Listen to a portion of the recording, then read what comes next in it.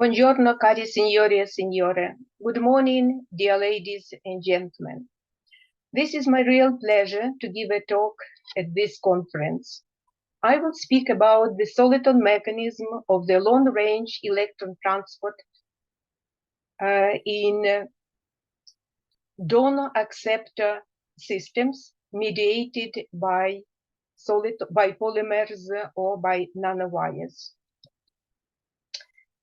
Before I proceed to the subject of my talk, I want to express my sincere thanks to the organizers of the conference and my personal thanks to Professor Papin and Professor Archila for inviting me here and for giving me a possibility to give a talk online. I deeply regret that I can't be present with you and to give this talk in person, and that is because of terrorist Russia's war in Ukraine. And this is a good occasion for me to express my sincere thanks to you and your countries and your people for your support of Ukraine by all possible means. I dedicate this talk to 50 years of Davidov Soliton. The first paper on molecular solitons, as they are also known, has been published by Davidov and Kislucha in 1973. And in this figure, you can see Davidov near the blackboard in our seminar room explaining about formation of solitons in alpha helices. Last year, it was 110 years since the birth of Davidov. And the Journal of Low Temperature Physics, the journal which is published by Institute of Low Temperature Physics in Kharkov, a millionaire city, the city of famous university, institutes, academical institutes and museum, which has been severely destroyed by Russians bombing and is still under constant bombing. The city in which children have their lessons not in their classes, but in metro stations underground.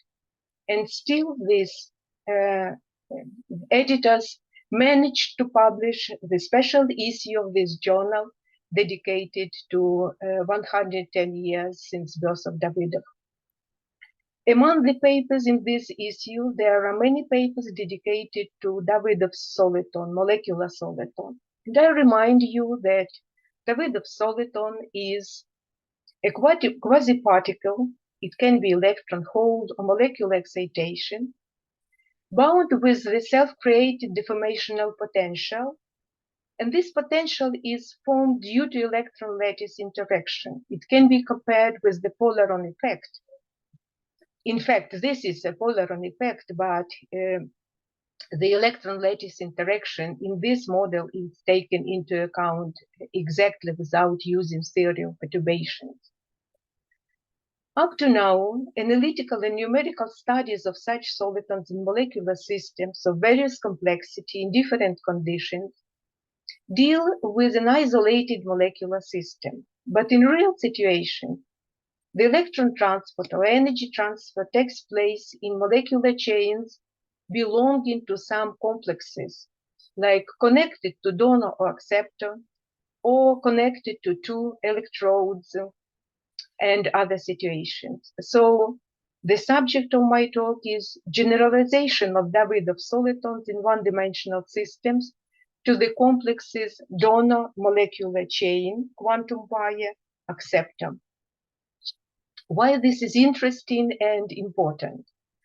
First of all, because there is a very large class of quasi-one-dimensional systems. So these are, first of all, biological macromolecules, and a big class, large class of low-dimensional conducting systems like TMTSF salts shown on this figure.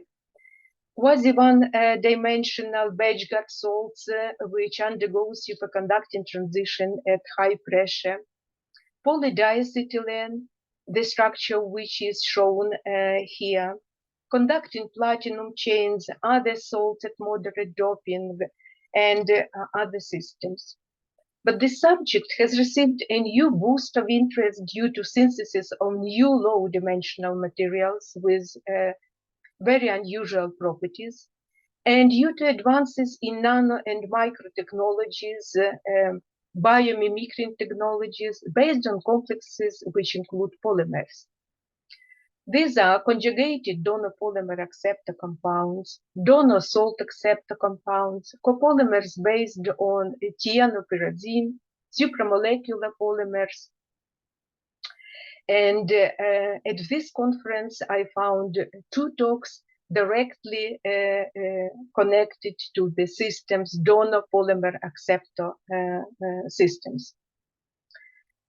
Even in biological systems, in photosynthesis and in the redox processes during respirations, there are so-called charge transport chains, which consist of donor polypeptide acceptor sequence, as shown on this figure. At the initial stage, 2 electron pairs, 4 electrons are formed, and then they are gradually transported from one polymer to another polymer along this chain. And during this transport, each unit of the transport chain is an acceptor for the previous one and a donor for the next one. So, we have studied charge transport in 2 types of such systems when the quantum wire is modeled as a simple molecular chain or as a chain which has alpha helical structure. In view of the lack of time, I will tell you about results on modeling with alpha helical molecules, since this is a more rich structure. Schematically, it is shown in this figure. The black dot on the left is donor molecule, the black dot on the right is acceptor molecule, and between them there is this alpha helical polymer.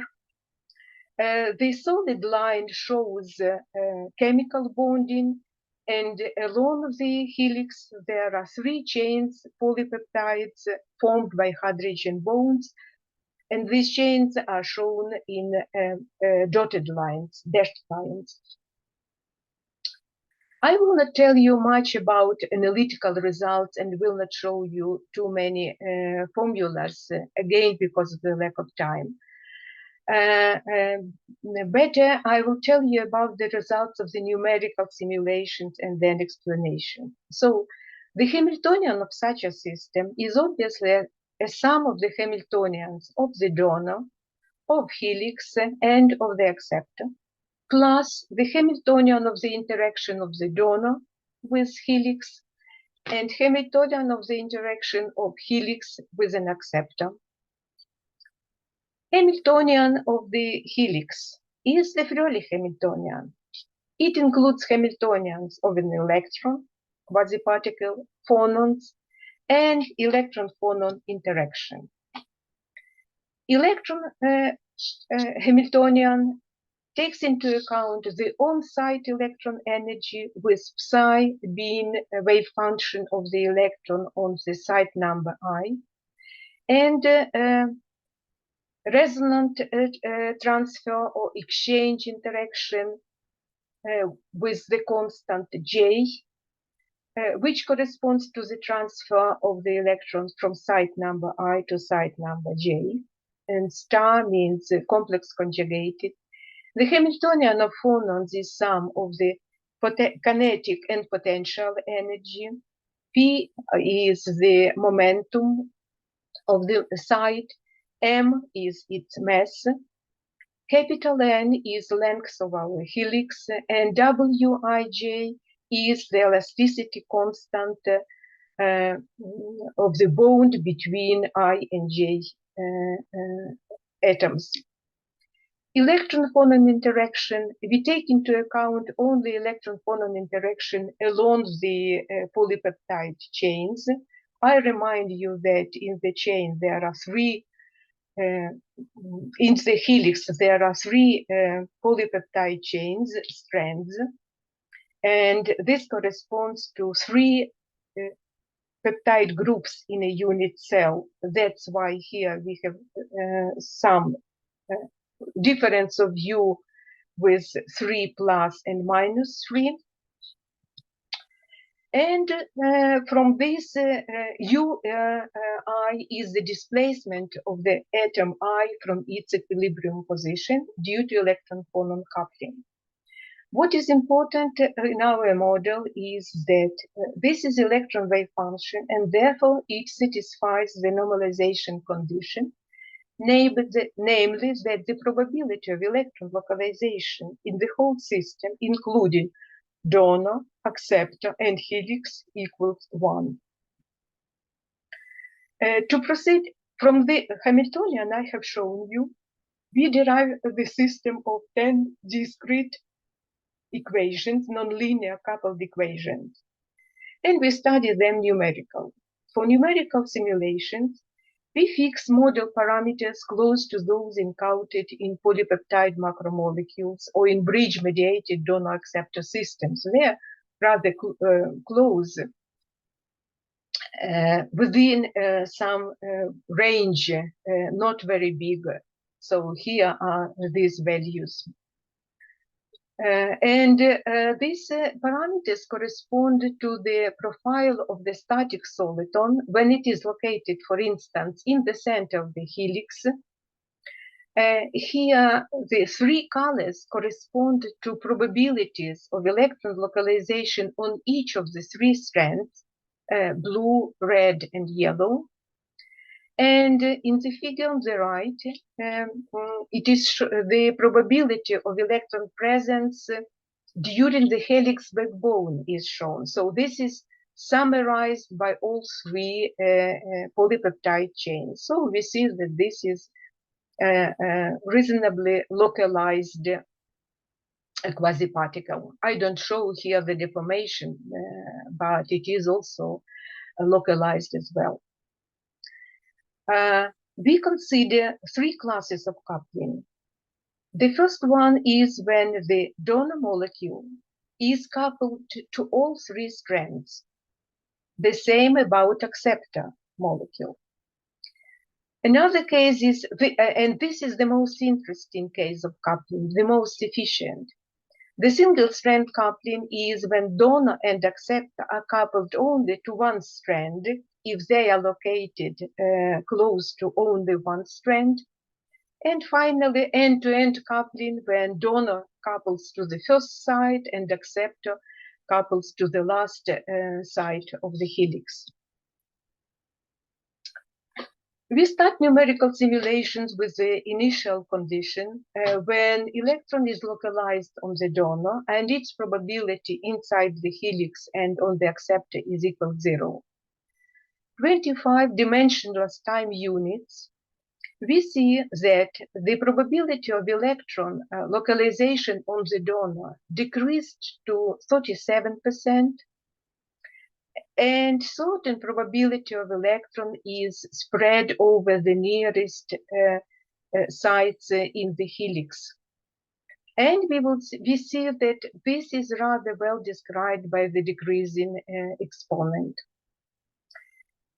25 units of time later, at t equal 50, the probability of electron on the localization on the donor molecule decreased to 25%. And we see already here that there is a well-defined, localized bell-type probability of the electron, which moved from the terminal end to position number 50. And there is no probability, zero probability at the acceptor. At time 200, the soliton has approached the opposite terminal in the system, and there is already 35% of electron probability on the acceptor, almost zero probability on the donor, and certain probability inside the helix. And finally, at the final stage, more than 95% of electron is localized on the acceptor molecule, so that our electron has tunneled from helix to the acceptor. And this process occurred with probability equal 1. But the soliton properties and scenario of soliton dynamics depend not only on the parameters of the system, as we know, of the helix, for instance, but in this case also on the parameters of the donor and acceptor, but also on the type of the donor helix and helix acceptor couplings. This figure shows the dependence of the maximum probability of electron presence on the acceptor, dependence on the constant of electron-phonon coupling between helix and acceptor, and different curves correspond to different on-site energies of electron on the acceptor. For the case of the full homogeneous coupling. The second figure shows the same results, but for the end-to-end coupling. And we see that these processes are very, very different. This is much more efficient. And this simulation has been done for time equal 100. Now, if you look at the evolution of the initial impulse, we see that on the first stage, the transfer of the electron to the first site of the helix took place. Then the probability of the electron localization spread within the helix with the formation of the envelope in the form of the decreasing exponent. And then this decreasing exponent evolves into the soliton and some linear sound waves.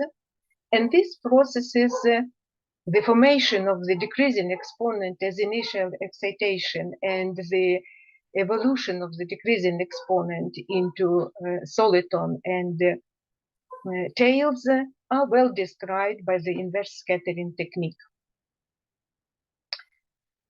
What is important is also that even at zero initial momentum, the soliton being formed starts moving to the opposite end of the helix, and this takes place because of the symmetry breaking. At the final stage, the transfer of the electron to the acceptor takes place. I underline again under the proper parameters of our system. A very important question about solitons is their thermal stability. I don't have time to go into the details of this problem, but in our simulations, we have considered the worst case for the soliton life, when we take into account temperature only by means of adding the Langevin term to the equations for the atom displacements. And we ignore effect of temperature on the parameters of the electron subsystem. So this Langevin term is written here with function f being the thermal noise, and we choose this traditionally as the Gaussian white noise of zero mean value and of this variance, where gamma is absorption coefficient or friction coefficient, and T is temperature, K is Boltzmann constant. For each temperature, we have performed 100 simulations and computed the mean value of the maximum probability of electron localization on the acceptor for T equal 100 or less than 100 obtained from this simulation. In the dimensionless units which we use here, physiological temperature corresponds to 5.5. And this figure shows the variation of the maximum probability of electron presence on the acceptor at T equal 100 only as function of temperature for different chain lengths. Here, different colors correspond to different chain lengths, and temperature is shown here. 5.5 is physiological temperature. And the same characteristic, but as function of the friction coefficient for different temperatures again, for different temperatures. So we see that this process again depends on the parameters of the system, on temperature, on the length, but for the reasonable for long enough chains at not too high temperatures, the soliton is rather stable, and essential part of its probability is transported to the acceptor. So, to conclude, the conclusion is that charge transport on macroscopic distances in donor polymer acceptor systems can occur via soliton mechanism. This process is sensitive to the parameter values, depends on type of coupling, and is stable in a broad range of the parameter values. The efficiency of the charge transport can reach 80–90% for long polymers, 70 unit cells, 200 peptide groups, and is stable at not too high temperatures. Some of these results have been published in these two publications. So I want also to thank my collaborators, Alexander Yeremko, Jinxie Luo, Bernard Piet, and Wojtek Zakrzewski from Durham University. Thank you all. Stand with Ukraine. Grazie.